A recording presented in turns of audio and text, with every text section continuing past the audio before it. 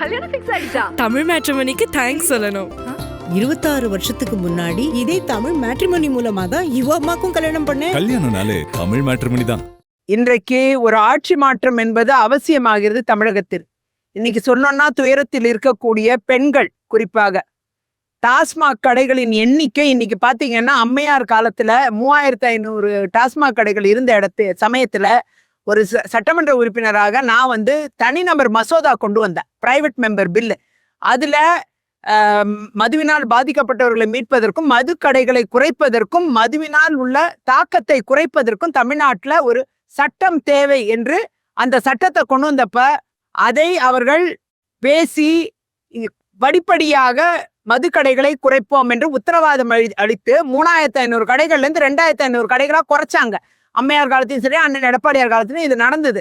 அதன் பின்னர் இந்த மதுவினால் பாதிக்கப்பட்டவரை மீட்பதற்கும் மதுக்கடைகளை குறைக்கிறதுக்கு நாங்க எல்லாம் நடவடிக்கை எடுப்போம்னு சொன்ன திமுக இன்னைக்கு எலைட் பாரோட சேர்த்தீங்கன்னா 8000க்கு மேற்பட்ட கடைகள் திறந்தாச்சு. எங்க பார்த்தாலும் மது பழக்கம், போதை பழக்கம். இன்னைக்கு எந்த கஞ்சாவா இருக்கட்டும், சிந்தட்டிக் ட்ரக்ஸா இருக்கட்டும், கிடைக்காத இடமே கிடையாது. அந்த அளவுக்கு இன்னைக்கு இளைஞர்களையும் சிறுவர்களையும் பாதிக்கக்கூடிய இந்த விஷயங்கள் இன்னைக்கு கட்டுப்படுத்தாத, அதற்கென்று ஒரு எந்த திட்டமும் இல்லாத ஒரு ஆட்சி தான் இன்னைக்கு இருந்துகிட்டு இருக்கு.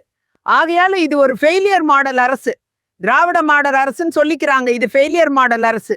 நிறைய விஷயங்கள், விலைவாசி உயர்வு, மின்சார கட்டணம், எல்லாத்துக்கும் இந்த 1000 ரூபாய் வச்சு என்ன செய்ய முடியும்? பிரச்சனை இருக்கு, அதுக்குதான் 10,000 ரூபாய் கருணை தொகை நாங்க கொடுக்க போறோம். 8,000 ரூபாய் வவுச்சர் தர்றாங்க, மின்சாதன பொருட்கள் வவுச்சர். அது என்ன செய்ய முடியும்? அதை வச்சு என்ன செய்ய முடியும்? அந்த பொருளை வாங்கி வாங்கி என்ன செய்ய முடியும்? சொல்றாங்க அதை வச்சிருந்தா சிலர் ஒரிஜினலா வீட்டுல என்ன பண்றது? இல்ல, நீங்க குடுக்குற ஃப்ரிட்ஜ் நான் ஏற்கனவே என்கிட்ட இருந்தது அப்படின்னா நான் அதை திரும்ப 2வது ஃப்ரிட்ஜ் வாங்கி என்ன பண்ண போறேன்? இதே நான் கூப்பனா இருந்தேன்னா அதை நான் சர்வீஸ் பண்ணிக்குவேன், இல்ல புதுசா ஏதாவது வாங்கிக்குவேன் அப்படின்றது. ஒன்னும் புதுசா வாங்க முடியாது. இவங்க கொடுக்குற கூப்பன் அதே ஃப்ரிட்ஜுக்கும் அதே கிரைண்டருக்கும் அதே டிவிக்கும் அதே மிக்சிக்கோ ஏற்கனவே இருக்குது. ஏற்கனவே டிவி கொடுத்துட்டாங்க, மிக்சி கொடுத்துட்டாங்க, கிரைண்டர் கொடுத்துட்டாங்க, இப்ப ஃப்ரிட்ஜும் கொடுக்க போறாங்க அதிமுக ஆட்சியில. அப்படி ஏற்கனவே கொடுத்த பொருள் எல்லாம் இருக்கு இல்லையா? இப்ப இந்த வவுச்சரை வச்சு அந்த 4 பொருள் வாங்கதான் இவங்க வவுச்சர் கொடுக்கறதா சொல்றாங்க.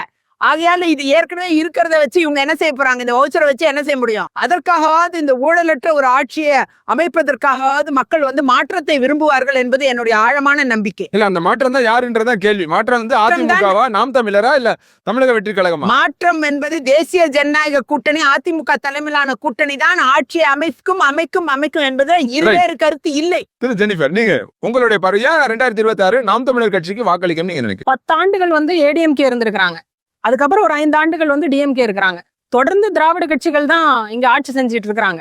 அப்ப இந்த அளவுக்கு இப்படி ஒரு அப்பீஸ்மெண்ட் பாலிடிக்ஸ்ல ஃப்ரீபீஸ் கொடுத்துதான் மக்களை கவரணும், இல்லாட்டி மக்களோட வாக்குகளை எடுக்கணும் அப்படிங்கிற நிலைமைக்கு நம்மளுடைய மக்களை கொண்டு விட்டுட்டாங்களே அப்படிங்கிற ஒரு எண்ணம் தான் இருக்குது. திராவிட கட்சிகள் மாறி மாறி வளர்ச்சி அப்படிங்கிறப்போ இந்த வாட்டி ஜிடிபில அப்படின்னா அக்ரிகல்ச்சரல் செக்டர் நல்லா வளர்ந்து இருந்திருக்கணுமே. ஒட்டுமொத்த உள்நாட்டு உற்பத்தியா இருக்கட்டும், ஓவராலா 2 இரட்டை இலக்கத்துல ரீச் பண்ணிருக்கோம்னு சொல்றாங்க. மட்டும் தானே இருக்குது. ஆனா இப்ப விவசாயத்துல இருக்கிற பொருளாதார முன்னேற்றம் இருக்கா? மீனவர்களுக்கான வளர்ச்சி திட்டங்கள் இருக்கா? மீனவர்களின் வாழ்க்கை மாறி இருக்கா? சரி, ஒண்ணுமே இல்ல. ஒரு குடும்பத்துடைய கடன் கம்மியா இருக்கா? ஒரு சாதாரண ஒரு குடும்பத்துடைய கடன் தொகை கம்மியா இருக்கா? இலவசங்கள் நிறைய கொடுக்குறாங்க. இலவச பேருந்துகள் இருக்கு, இலவச லேப்டாப் இருக்கு, உரிமை தொகைகள் இருக்குது, இப்படி நிறைய இருந்தாலுமே ஒரு வீட்டுடைய கடன் தொகை குறையல அப்படின்னா எங்கேயோ ஒரு இடத்துல உங்களுடைய இன்ஃப்ளேஷன் அதிகமாகுது, உங்களுடைய பொருளாதார கொள்கை சரியில்லை, தகுதியான வேலை வாய்ப்பை ஏற்படுத்தி கொடுக்கல அப்படிங்கறதான நம்ம பார்க்கணும்.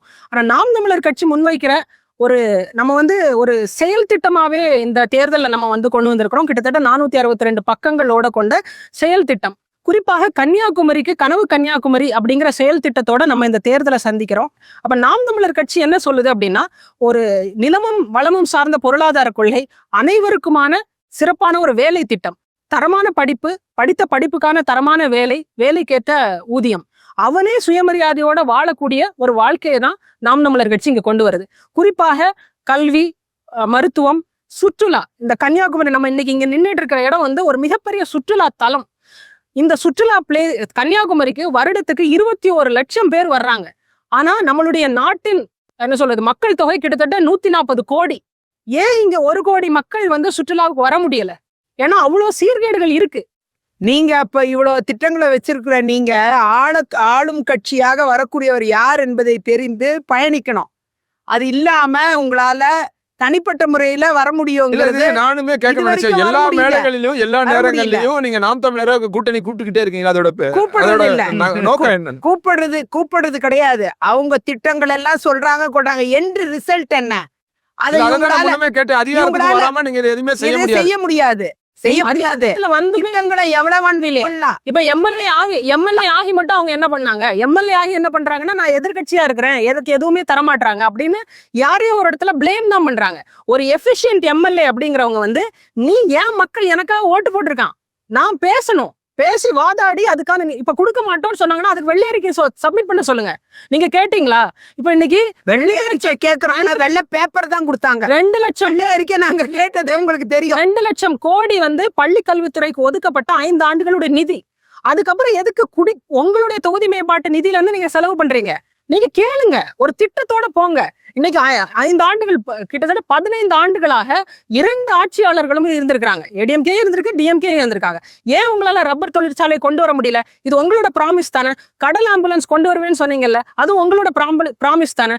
அப்ப நீங்க 2 பேருமே மாத்தி மாத்தி வாக்குறுதிகளை கொடுக்குறீங்களே தவிர ஏன் இம்ப்ளிமெண்ட் பண்ண முடியலன்னு சொல்லிடுங்க. தமிழ் மேட்ரிமோனிக்கு தேங்க்ஸ் சொல்லணும். 26 வருஷத்துக்கு முன்னாடி இதே தமிழ் மேட்ரிமோனி மூலமா தான் இவ அம்மாக்கும் கல்யாணம் பண்ணேன். கல்யாணம்னாலே தமிழ் மேட்ரிமோனி தான்.